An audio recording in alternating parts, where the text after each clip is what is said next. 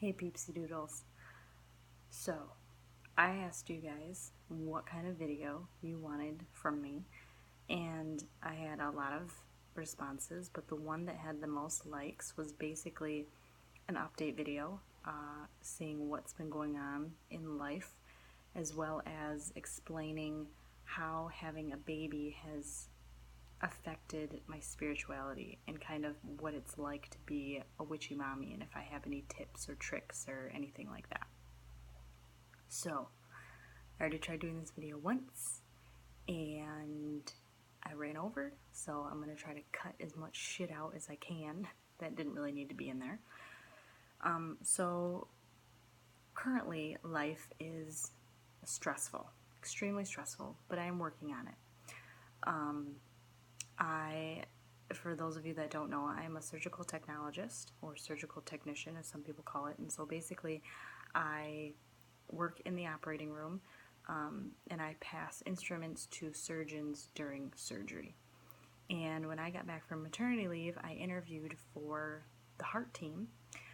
So the last couple weeks I have been training on open heart surgeries.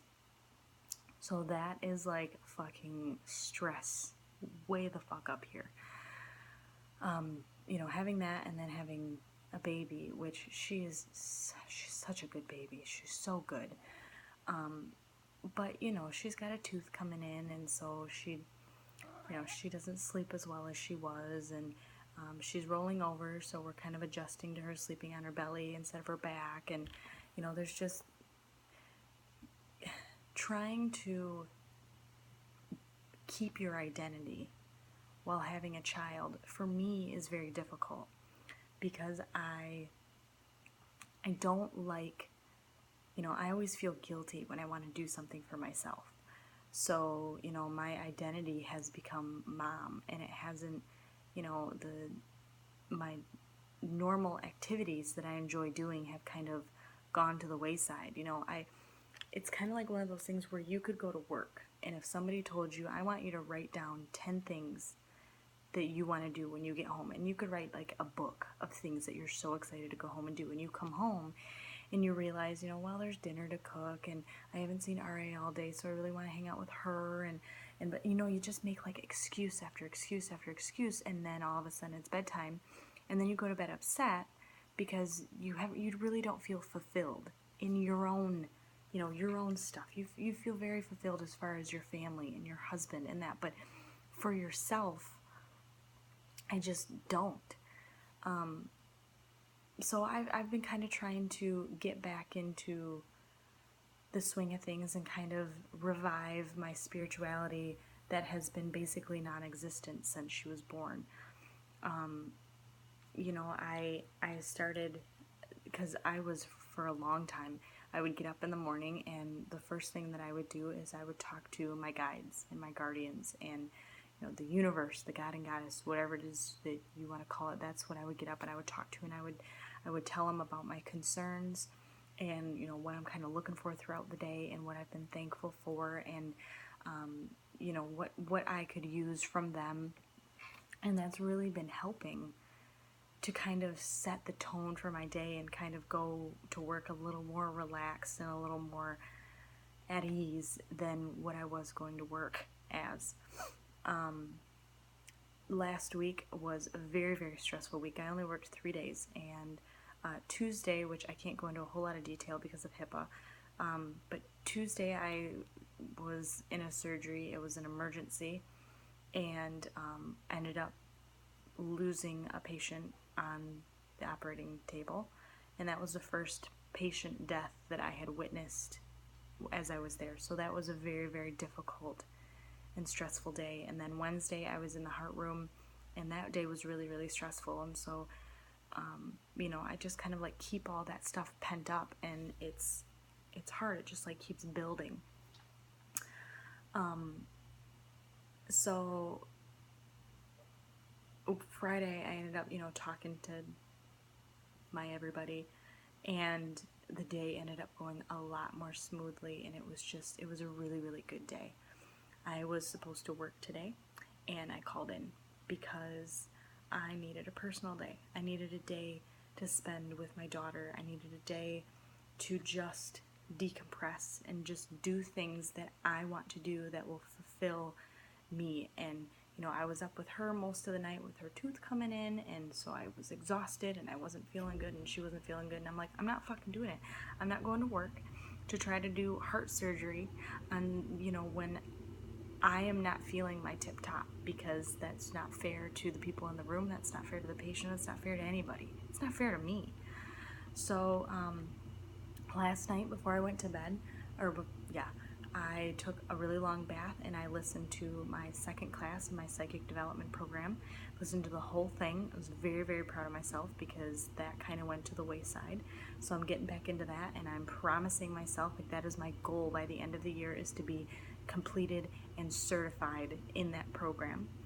And one of the things that she really wants you to do is to figure out the difference between if it's your ego that's talking to you or if you're actually getting a message from spirit, and which one of them speaks first. She teaches the opposite of most teachers. She teaches that your spirit talks to you first, and it's very quiet, very subtle.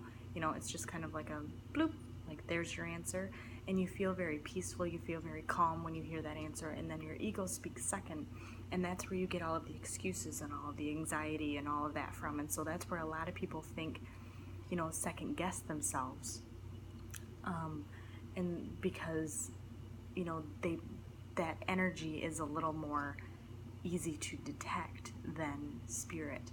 So last night I was testing it. I was up with Aria at 1:30 in the morning, and so I told myself, I'm like, I'm gonna call in tomorrow. I need a personal day. This is life. I need it. And my first, the first little answer that was in my head was, good, you should call in. You deserve it. You need it. You do it.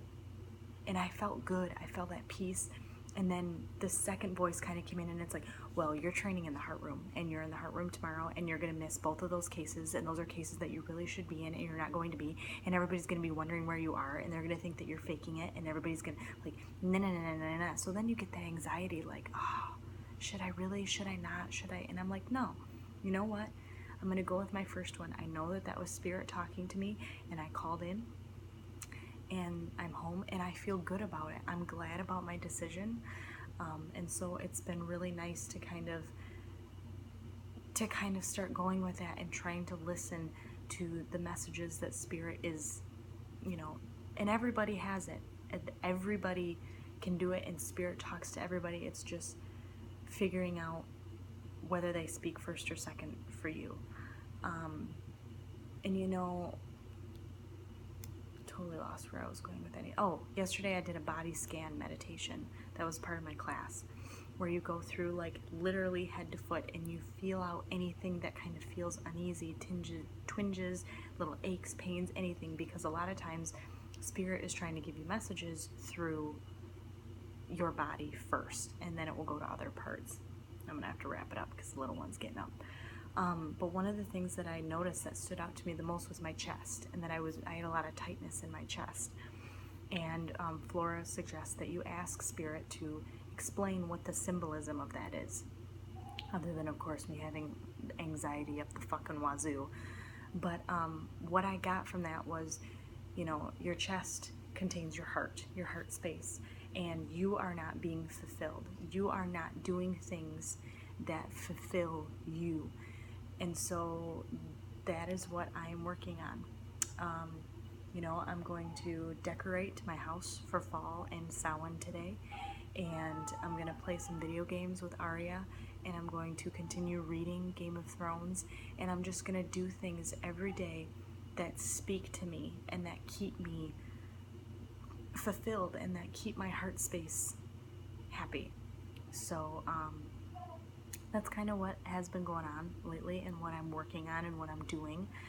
So don't worry, I'll have more videos to come, because that's another thing that makes me happy, that I'm just a big fucking excuse maker, and so I'm going to work on limiting the excuses so that I can do what makes me happy and not make 1,000 excuses up.